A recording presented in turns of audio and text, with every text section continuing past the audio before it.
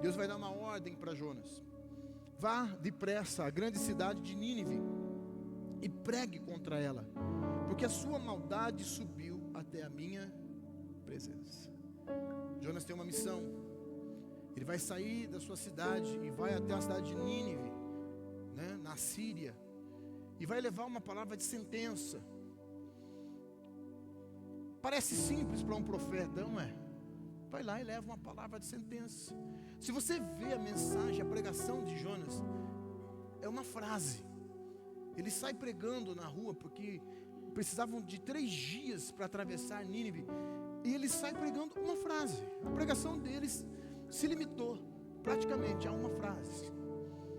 A missão parece simples. Jonas, porém, fugiu da presença do Senhor.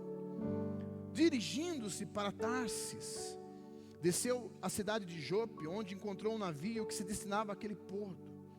Depois de pagar a passagem, embarcou rumo a Tarsis para fugir do Senhor. Tem gente pagando a passagem para fugir do Senhor. Tem gente pagando para se esconder do chamado. Antes de a gente continuar, eu preciso lembrar você que a desobediência de Jonas faz com que eles fujam do Senhor. Isso nos leva para Gênesis capítulo 3.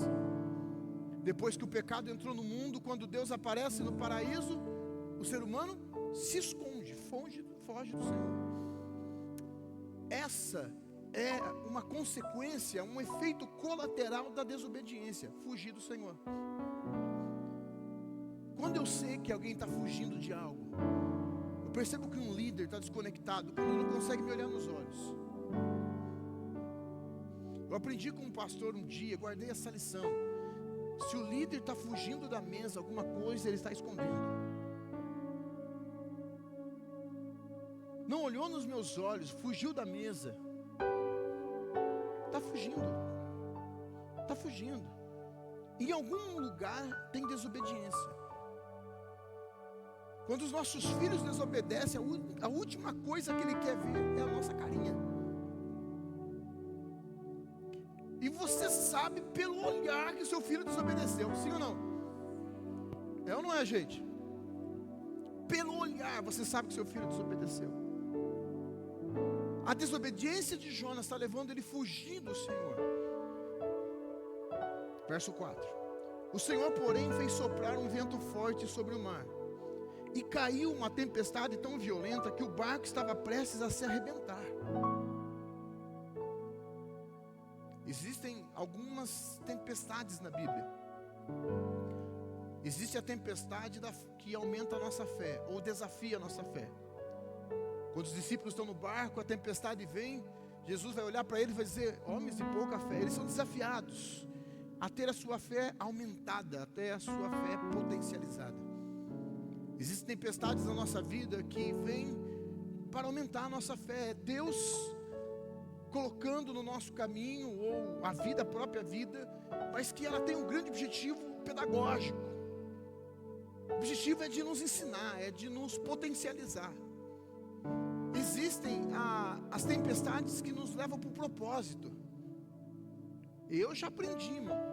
Se começou a ter uma tempestade na minha vida, eu já começo a olhar se eu estou refutando ou se eu estou resistindo a alguma coisa. Porque muitas vezes Deus vai nos levar em algumas tempestades para que a gente possa chegar no propósito que aconteceu com o apóstolo Paulo. Mas tem tempestades que não é por causa da fé, e muito menos por causa de propósito. Tem tempestades na nossa vida que é fruto da nossa desobediência. A tempestade de Jonas, a tempestade na vida de Jonas, é fruto da sua desobediência. Desobediência leva a afastamento e leva a tempestades.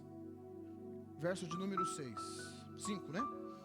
Todos os marinheiros ficaram com medo, e cada um clamava ao seu próprio Deus, e atiraram as cargas ao mar para tornar o navio mais leve. Anote cada parte do texto, irmão. Eu acabei de comprar uma Bíblia, paguei uma fortuna nessa Bíblia, e hoje eu meti a caneta nela. Eu falei: não tem jeito, eu tenho que anotar. Traga a tua Bíblia, traga um papel, traga caneta, anote. Porque o que você acabou de ler vai ter um sentido profundo na hora da aplicação. O que esses homens começaram a fazer? Pegaram as suas cargas, começaram a jogar para aliviar o navio. Enquanto isso, Jonas, que tinha descido ao porão e se deitara, dormia profundamente. Na tempestade dos discípulos, Jesus estava dormindo. Mas lá era um ensino sobre fé. Em Jonas, ele dormia por causa da sua desobediência. Quem está comigo, diga glória a Deus. O capitão dirigiu-se a ele e disse: como você pode ficar aí dormindo? Levante-se e clame ao seu Deus, talvez ele pense em nós e assim não morreremos. Então cada marinheiro disse ao seu companheiro: vamos lançar sortes para descobrir quem é o responsável por essa desgraça que se abateu sobre nós. Lançaram sortes e a sorte caiu sobre Jonas. Por isso perguntaram-lhe: diga-nos quem é o responsável por esta calamidade, qual é a sua profissão, de onde você vem, qual é a sua terra, a que povo você pertence? Respondeu Jonas: eu sou hebreu, temo ao Senhor Deus dos céus, que fez o mar e a terra firme. Então os homens ficaram apavorados, perguntaram: o que você fez? Pois sabiam que Jonas estava fugindo do Senhor, porque ele já havia lhes contado. Visto que o mar estava cada vez mais agitado, eles lhe perguntaram: o que devemos fazer com você para que o mar se acalme? Pegue-me e jogue-me ao mar, respondeu. E ele se acalmará, pois eu sei que é por minha causa que esta violenta tempestade caiu sobre vocês. Em vez disso, os homens se esforçaram ao máximo para remar de volta à terra, mas não conseguiram, porque o mar tinha ficado ainda mais violento contra eles. Então clamaram ao Senhor: ó Senhor, nós suplicamos, não nos deixe morrer por tirarmos a vida deste homem. Não caia sobre nós a culpa do sangue inocente, porque tu, Senhor, fizeste o que desejavas. Em seguida pegaram Jonas e o lançaram ao mar enfurecido, e esse se aquietou. Tomados de grande temor ao Senhor, os homens lhe ofereceram um sacrifício e se comprometeram por meio de votos. Aqui temos muitas lições para aprender. Algumas nós já aprendemos, inclusive. Mas a desobediência de Jonas vai levar ao afastamento. O afastamento vai levar à tempestade. E a tempestade, como eu já disse, ela é uma tempestade fruto de desobediência. As pessoas às vezes me perguntam: pastor, você não vai visitar o fulano? Eu digo: não. E por que não? Porque ele escolheu. Logo que ele escolheu, ele precisa entender que ele é o responsável pelos efeitos colaterais da sua decisão. Se esse povo não joga Jonas no mar, eles morrem. E às vezes nós precisamos entender que tem gente que precisa ir para o mar. Eu não estou dizendo para você chegar no próximo rio, essa semana, levar a pessoa do nada, chegar lá e dar um chutinho nela. Não, não, não. Mas tem gente que quer ir para o mar. E a melhor coisa para ela é sofrer o efeito das suas decisões. Senão ela não amadurece. O capítulo 2 vai mostrar Jonas orando. E ele reconhece a grandeza da salvação que acontece na vida dele. Porque ele estava no fundo do mar. E só Deus poderia protegê-lo. Se esses homens perseveram em manter Jonas no navio, morre todo mundo. E aqui eu tenho a primeira lição da vida de Jonas que eu preciso compartilhar com você. Que a sua desobediência vai trazer tempestade. E a sua tempestade vai alcançar as pessoas que estão ao seu redor. Vou falar de novo. A sua desobediência traz tempestade, e a sua tempestade alcança as pessoas ao seu redor. Eu sempre comento isso com a minha esposa e com a minha família. Uma decisão do Eduardo não é apenas uma decisão do Eduardo, é uma decisão que mexe com as pessoas que estão à minha volta. Uma decisão do pastor Eduardo não é só uma decisão do pastor Eduardo, é uma decisão que mexe com as pessoas que estão à minha volta. E aqui eu vou voltar para o texto, e no texto nós vamos tirar algumas lições. A primeira, a tempestade começou a alcançar todo mundo. Começou a alcançar todas as vidas do barco, não ficou ninguém. E às vezes, para descobrir quem é o desobediente, a gente precisa ver quem está tão sossegado no meio da tempestade. Quem entendeu, diga glória a Deus. Porque tem gente que desobedeceu, trouxe tempestade na nossa vida e está dormindo. Enquanto você está desesperado. Segunda coisa que a tempestade faz, eles começaram a pegar as cargas e jogar as coisas de valor, e começaram a jogar para que aliviasse o peso do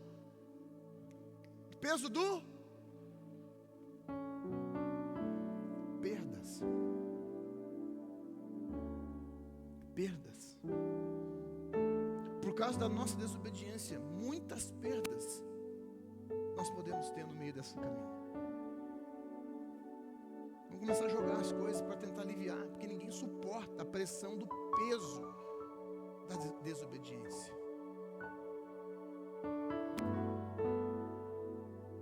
O que a sua família está perdendo por causa de você? O que eu estou perdendo por causa de você? O que as pessoas estão perdendo por causa da nossa desobediência?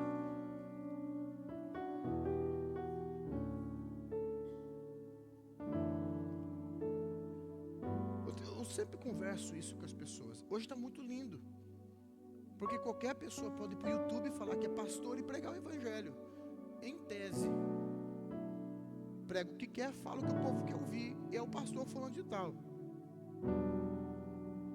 Mas a grande verdade é que a decisão pastoral, desde o chamado da concepção em si, até a vivência, é uma decisão que eu sei que afeta a vida da minha esposa e afeta a vida dos meus filhos.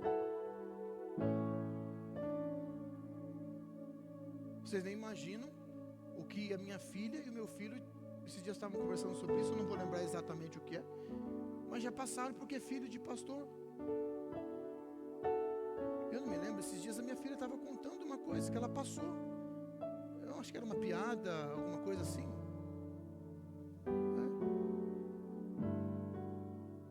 Zombando da minha filha, porque simplesmente ela é filha de pastor.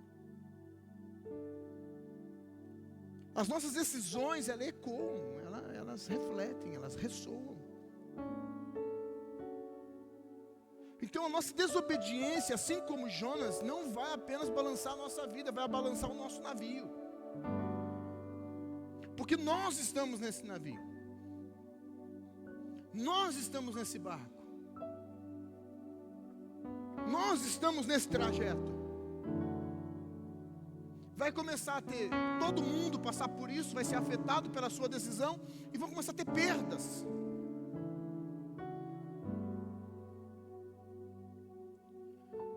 Outra coisa que acontece no texto.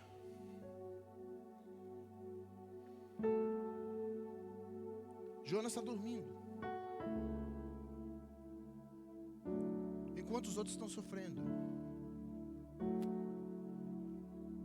É o coração duro da desobediência. Eu estou certo. Eu fiz o que tinha que fazer. Eu tomei a decisão que tinha que tomar. E estou irredutível. Enquanto isso, a tempestade está pegando todo mundo à nossa volta. Fala de orgulho, arrogância.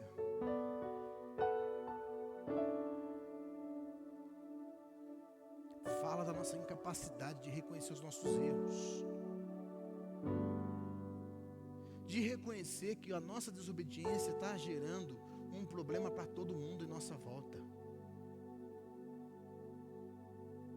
Quem está comigo, diga glória a Deus. Tem gente que fala comigo: pastor, Deus falou comigo. um exemplo, para eu ser participante da igreja, para servir na igreja. Deus falou, eu sinto que Deus me chamou para contribuir, para participar, para fazer, mas eu estou irredutível, eu não quero. Mas ora pela tempestade da minha vida, irmão, eu tenho que jogar você no mar, é a única solução. Se eu orar por você, não resolve, a tempestade não passa. Você vai precisar ir para o ventre da baleia, do grande peixe, sei lá. Não fala baleia, né? Porque se você não aprender a obedecer, você também não vai avançar, não tem jeito. Nem que eu faça todo tipo de oração que você quiser. Porque tem resposta que só a obediência vai trazer. Uma vez, uma pessoa chegou para mim e falou: pastor, eu tenho o dinheiro do dízimo e da luz. Eu falei assim: meu Deus, olha que responsabilidade para mim, irmão. O que eu faço, pastor? Eu falei: eu arrumei um jeitinho, porque eu sou fera em jeitinho, como você. Eu falei: vamos fazer o seguinte, você dá o dízimo, eu te devolvo, você paga a luz. Lavando dinheiro, você viu que legal? Irmão, eu me senti o melhor pastor do mundo fazendo isso. Eu falei: uau! Faz tempo, né? Faz tempo. No começo, né? Foi no começo. Eu me senti o pastorzão. Eu falei: olha como eu sou bom, irmão. Eu amo as pessoas. Fui falar com o pastor, ele olhou para mim e falou assim: quem te deu autoridade para gerir o dízimo da forma que você quiser?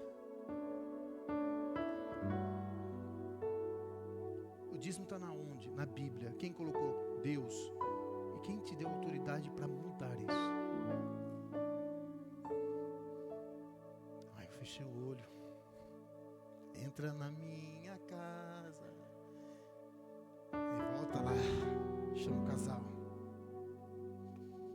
Irmão, faz o que você quiser.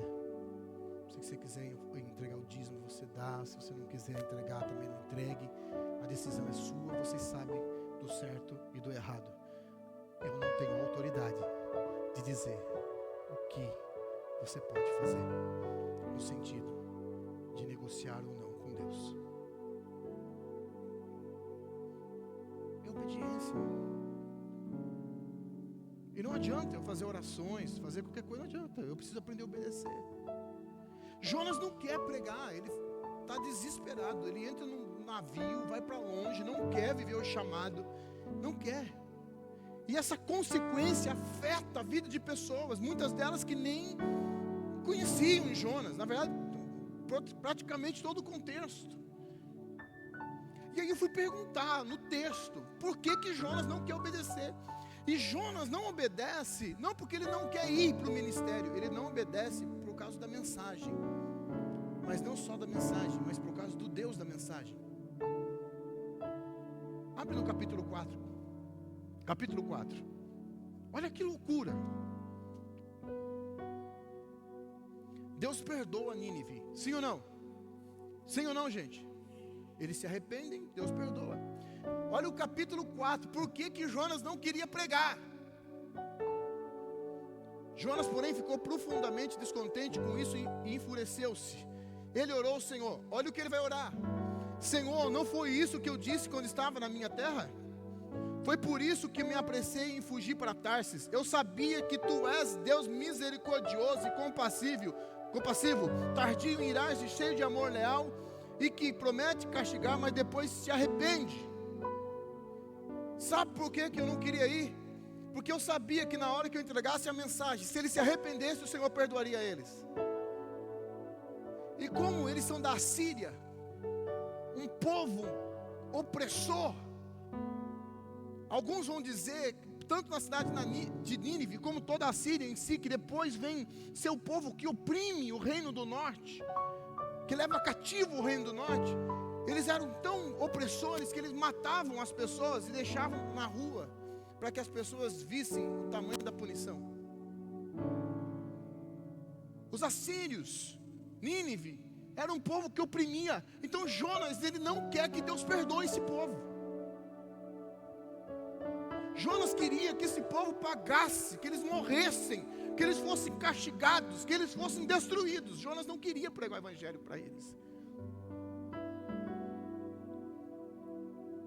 E aí eu entendo o que é chamado. Chamado não é sobre mim. Chamado é sobre o que Deus quer. Independente do que seja. Eu só sou o mensageiro. Deus deu a mensagem para Jonas. Era só isso que Jonas precisava entregar. Chamado é sobre isso, não precisa inventar mais nada. Só entrega o que Deus quer que entregue. Mas Jonas sabia que Deus perdoaria aquele povo.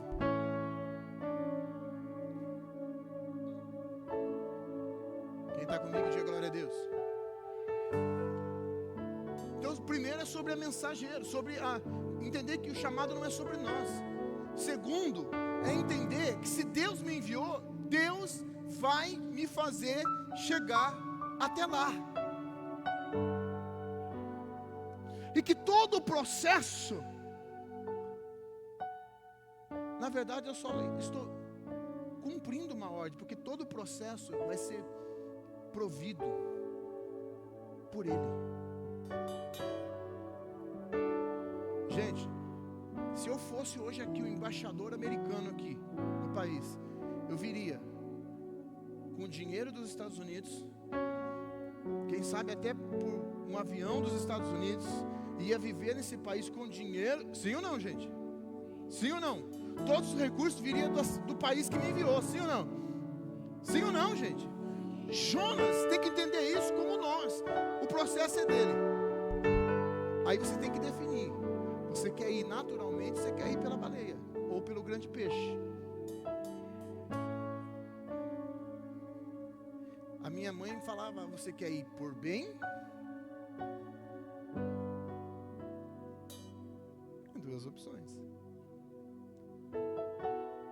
Você quer ir certinho, pegar o navio correto, ou caminhar, sei lá como o Jonas ia fazer. Não dava, né? Longe.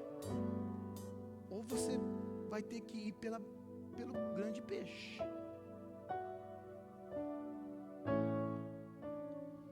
Tem gente orando. Eu estou vendo daqui vocês orando: misericórdia, Jesus.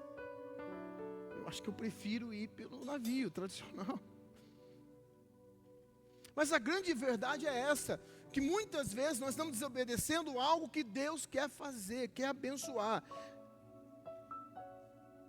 Jonas queria justiça, Deus queria manifestar sua graça. Jonas queria destruição, Deus age com misericórdia. Quando Deus anuncia justiça, leva o povo ao arrependimento, a cidade se arrepende. Jonas não aceita isso. Essas são as tempestades que nós estamos criando por causa da desobediência. Não tem jeito, irmão. Não tem jeito. Nós precisamos entender o verdadeiro valor do chamado que Deus colocou nas nossas vidas. Quando Jonas está dentro do grande peixe, ele vai reconhecer que somente a bondade e misericórdia do Senhor pode conduzi-lo. Nessa jornada, a gente precisa entender isso. Agora, dia 25, nós completamos 10 anos. Mas muitas vezes o peixe, eu vi o peixe, não precisou do peixe, glória a Deus. Mas eu vi o peixe. Vá lá, prega para esse povo. Que povo? O que não gosta de mim? Do irmão que me abraçou ontem, falou que me ama, mas que um dia antes eu fiquei sabendo que ele falou mal da minha esposa, dos meus filhos.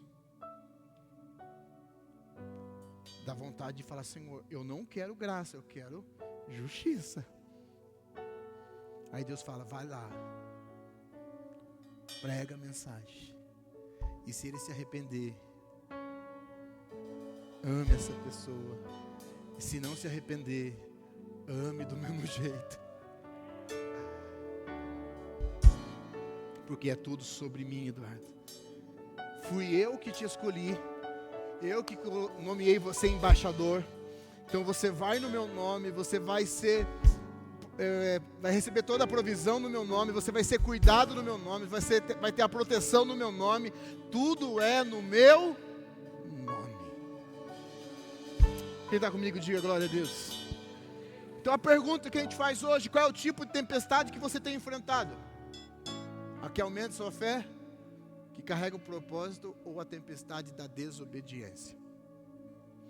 Tempestade que causamos pela desobediência são tempestades que só vão nos levar para mais fundo e mais longe do Senhor. É aquela tempestade que a gente precisa entender que ela não cura com oração, que ela não para com oração. Ela termina com obediência. A grande sacada dessa tempestade é nos posicionar da forma correta. É ouvir a voz de Deus, é ir para o lugar que Deus nos chamou para estar. Muitos de nós estamos como Jonas. Não queremos fazer o que o Senhor nos pediu para fazer. E por isso estamos imersos numa tempestade que nunca termina. Tem irmão que fala comigo: pastor, eu não sei. Falam que não tem tempestade que dura para sempre. A minha está durando. Sim, irmão, vai durar. Enquanto você não fechar, através da obediência, ela vai durar. Porque essa tempestade foi a gente que abriu. Através da nossa desobediência. Tem tempestades que só vão fechar através de obediência. Não adianta.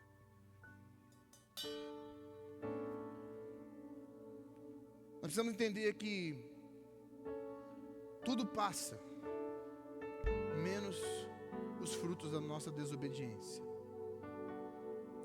Hoje é dia de entregar o nosso coração, mesmo em meio às crises.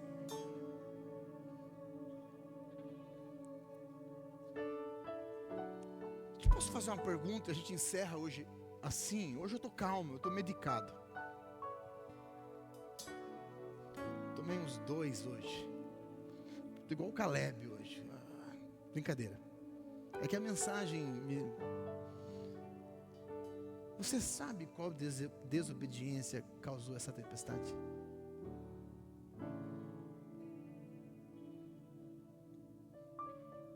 Você sabe, né? Eu ia pedir para você levantar a mão, mas acho que melhor não é? Deixa quieto. Mas você sabe qual é a desobediência que está levantando essa tempestade. E que hoje ela vai acabar, porque você decidiu se posicionar. Quem aqui vai se posicionar nessa noite? Vai se posicionar nessa noite? Fique de pé no seu lugar, eu quero orar por você. Ela vai passar porque você vai se posicionar. Ela vai passar porque você vai se posicionar.